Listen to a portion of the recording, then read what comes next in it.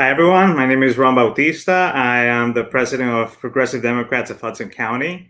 And we are excited today to start our series of conversations with our different candidates for the office of the local Democratic Committee. There's a primary coming up on June 8th.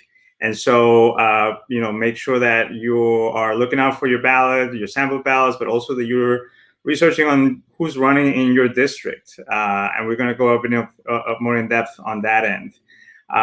We want to be inclusive of all abilities, and so I'm going to start with a description of myself. I'm in a clear background. I'm wearing a striped shirt, blue, red and white. And so, I didn't mean to make it a bit of the colors of the flag or the U.S. flag, but here we go. I'm wearing glasses, have short hair, thick eyebrows, a bit of a facial hair, and a big smile because I'm very excited with our guest today. Today we have Adrian Ghainda, and he's a lifelong resident of Jersey City who has lived on the same block for the last 17 years. I can definitely relate to that, Adrian. I've been living in Hoboken for a long time as well. I know that you're proud to serve as a helpful neighbor. You earned, your political science degree from New Jersey City University, and I'm really excited about that too because that's my alma mater. And you're currently pursuing your master's in international relations. Adrian is running for Democratic County Committee for Jersey City's Ward B, and on the 9th District. Because he's motivated to tackle the affordable housing crisis and underfunded educational system, as well as the basics of clean streets. Welcome, Adrian. Thank you for joining us. Thank you for having me, Ron. This is Adrian, and for our viewers, I'm wearing a black pair of Beats. I'm wearing a dark blue polo shirt. My background is a gray wall with a red and yellow curtain, and I'm sitting in a chair that's brown and goldish.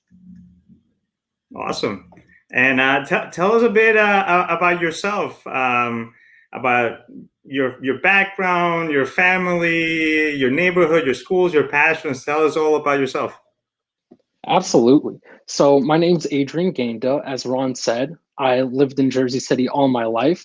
I've lived in my neighborhood for 17 years. I live with my parents, my mom, dad, and my younger brother. We're a Guyanese American family because they immigrated from Guyana, and both me and my brother were born here in Jersey City. I was born in the old medical center, so very deep roots to Jersey City. Um, I went to school at PS11 for elementary. I went to middle school number 4 for middle school. I went to Infinity Institute for high school, a school that not a lot of people have heard about, but it's definitely part of Jersey City on Old Bergen Road. And I'm very attached to my neighborhood because, I've lived here for 17 years. I've seen it change so much and, recognize the need for change, not only in our community, but just in terms of Jersey City politics and Hudson County politics as a whole. It's something that I've really been active in for the past year now. One of my passions, like Ron introduced, was affordable housing because I worked really closely with it as a council assistant to Councilman Rolando Lavar's office. That's where I got I'd say my big break in Jersey City politics because I finally got to see like how the sausage is made, for lack of a better term. Just being able to see, an insider look of what like Jersey City politics looks like.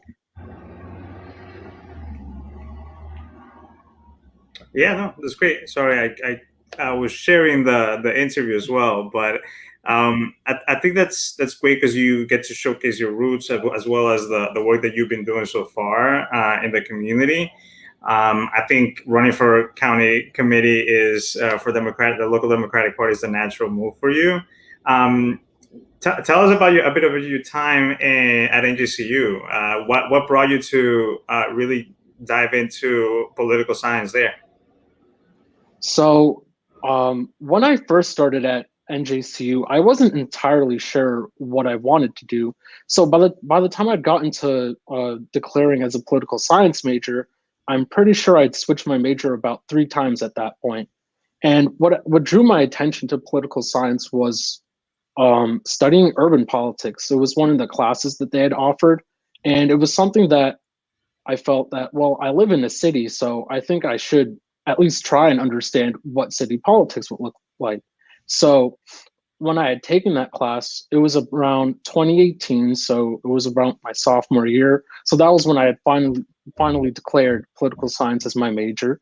And lo and behold, teaching the class was City Councilman James Solomon, but that was before he had become a city council member, or I think it might have been 2017, because yeah, so it had to be around 2017. So yeah, when I had Professor Solomon, he was really the person that got me interested to look at Jersey City politics, because he introduced us to the history of it. And by then I was about 19 years old, and I wasn't entirely sure what the history of Jersey City looked like. And it's something that I felt like, I owe it to myself to learn before I go any further in deciding if I wanted to do anything in local politics or state politics, and trying to figure out what my niche would be. So upon learning about what the history of Jersey City politics looked like and how entrenched the machine was, I said to myself, well, this is something I could see myself trying to infiltrate and try and do better in. Oh, yeah, I think that's powerful. I think that's something that really brought us together as progressive Democrats of Hudson County is, we don't want anybody to start from scratch like some of us had to. Just figure things out from scratch is a challenge already. Never mind going against the political establishment and the machine. We don't want to respond to party bosses, right? So I think that's definitely something that unites us. And the topic of affordable housing and affordability crisis that we're going through in the county overall, it's key because and sometimes when we think affordable housing, we think only people who are of lower income, but really it's an issue that affects everyone, but also that means that the majority of people that live in Hudson County have that issue that if you're a young professional, whether or not you're going to be able to afford to raise a family here. Is the schools going to be funded enough for you to raise a family here and have your kids have a better future than you did, right? Or that I did. And as myself as an immigrant, I can, all of our neighbors really, we care deeply about education and whether or not we're providing for our families, and how that really increases the amount of, the amount of development of the creation of wealth within the communities that we have here in Jersey City and Hudson County overall. So tell us, why are you running for county committee? And give us a bit of directions of what your district looks like. I know that it's between 4 to 6 blocks usually, those districts. So tell us a bit, give us a guided tour about what does it look like around your neighborhood, and what are the streets maybe that are within your neighborhood, within your district. So this is Adrian, really quickly. So the way my district is set up is, for lack of a better term, it's set up pretty awkwardly. So I live on Grant Avenue, and my district looks like Grant Avenue, Broadman Parkway, Culver Avenue, and a little piece of West Side Avenue at the end of my block on Grant, and right across from NJCU on a little bit past Culver Avenue. So right across, there's an apartment building there and a couple of houses, and that's my district. So if anyone's ever been in the area, Grant Avenue is a really dense neighborhood. There's a lot of houses. So it's only the odd numbers that are part of District 9. Then Broadman Parkway is a one-way street, essentially. It's kind of closed off. There are a lot of one-family houses there. And then there's Culver Avenue, which is right where NJCU is. So across the street from, I believe, the Student Union building are the houses there. and all the way towards West Side. And yeah, that's essentially how my district looks like.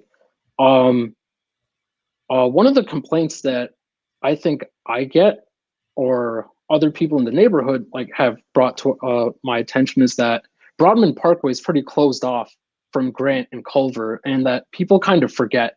So, for some context, I was canvassing last weekend, and I spoke to some of the residents of Broadman Parkway, and lo and behold, their county community candidate is also Ward B Councilwoman Mira Prince Airy, and she lives on like smack in the middle of Broadman Parkway. And I spoke to a neighbor of hers that lives about a couple houses away, and she told me how she tries any means necessary to contact Mira, whether it's through email, whether it's through Facebook Messenger, whether it's through calling her on the phone and leaving a message, or just saying, "Hey, this is so and so from down the block. There's some issues that we want to raise because we feel like our neighborhood's being neglected, and there's some issues that need to be looked at." Um, One of the issues that they wanted to look at were that people's cars were being broken into, and they'd asked that you know Councilwoman Mira take a look at it and say, these are the avenues that we should be taking to make sure that such instances are avoided, or that we could catch the people that are looking out for these cars and then breaking into them. And I was told that she didn't even like give them any sense of direction. She just said, "I'd take a look at it," and that was it. And I remember relaying my own messages to them that I've lived on my block for about 17 years now. I've been able to vote for just about 4 to 5 years now. And the only time I ever saw anything about Prince Airy was during election season in 2017. And other than that, if I wasn't working in Councilman Lavarro's office, I would have never heard of her. I'd have to, take so many different avenues to do research about her to make sure, like, hey, I know who my councilwoman is. I also know she's my county committee representative. This is who I need to reach out to if I have any problem in the neighborhood at all. And I was telling like the people that I was talking to that that's unfair. Local politics shouldn't look like that, that you have to like break an arm and a leg in order to reach out to your representatives, that you should be able to have a dialogue with them. You should be able to tell them, hey, this is something that's happening with us. Maybe you could speak on behalf for us, or maybe you could like point us to the right direction of who we need to contact about this. And just being a voice for the people that are feeling disenfranchised from local politics as a whole. And that's something that you definitely get canvassing that neighborhood. And it's unfair to them that they felt that voting for this person would give them an edge because they live on their block, and that person takes no initiative to talk to their neighbors. No, and this is Ron, by the way. Yeah, no, I think this issue is crucial. How connected are people with their committee person, and like also the fact of how approachable they are. This is the level of representation that should be the most accessible, right? Like you live in the neighborhood, you are within those few blocks that district represents.